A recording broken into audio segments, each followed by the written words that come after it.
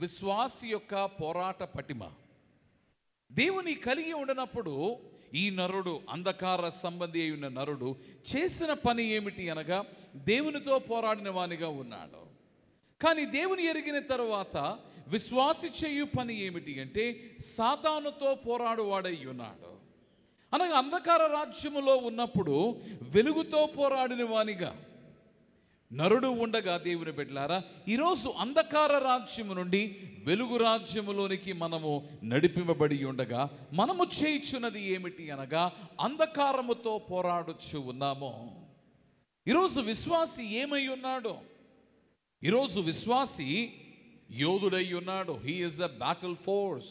పోరాడగలిగిన సామర్థ్యము కలిగిన యోధుడై ఉన్నాడు. పోరాట పటిమతో నిండిన యోధుడై ఉన్నాడు. తరచు మానవ జీవితాన్ని అర్థం చేసుకున్నప్పుడు మనము మానవ జీవితం ఎలా ఉండాలని కోరుకుంటామంటే అది నిశ్చింతగా ఉండాలి అని. ఈ యుద్ధ భూమిలో కూడా నరుడు చేరకుండా నిత్యము శాంతీయ వాతావరణమును అతడు కలిగి ఉండవలనని నరుడు కోరుకుంటాడు. ఇది మంచిదే. కానీ నీవు మానవ జీవితమును, లోకమును నీవు చూచినప్పుడు మానవుడు ఎక్కడ ఉన్నాడు అనగా నిత్యము మానవుడు పోరాటములోనే ఉన్నాడు.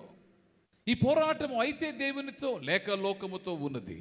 దేవుని కలిగిన వాడు లోకముతోనూ, లోకములో ఉన్నవాడు దేవునితోనూ పోరాడుచు ఉన్నాడు. కానీ దేవుని కలిగిన వాడు, ఈరోజు దేవుని బిడ్డలారా, దేవుని యొక్క వాక్యమును బట్టి మనం చూచినప్పుడు దేవుడు ఏం చేస్తూ ఉన్నాడనగా మనలను అంధకార సంబంధముగా కాక వెలుగు సంబంధముగా మనలను మార్చి ఉండగా, చీకటి రాజ్యములో నుండి వెలుగు రాజ్యములోనికి నిన్ను నన్ను నడిపించి ఉండగా దేవుడు చేయుచున్న పని ఏమిటి అనగా ఆ చీకటితో పోరాడగలిగిన సామర్థ్యతను నీలో నాలో దేవుడు ఉంచుచూ ఉన్నాడు.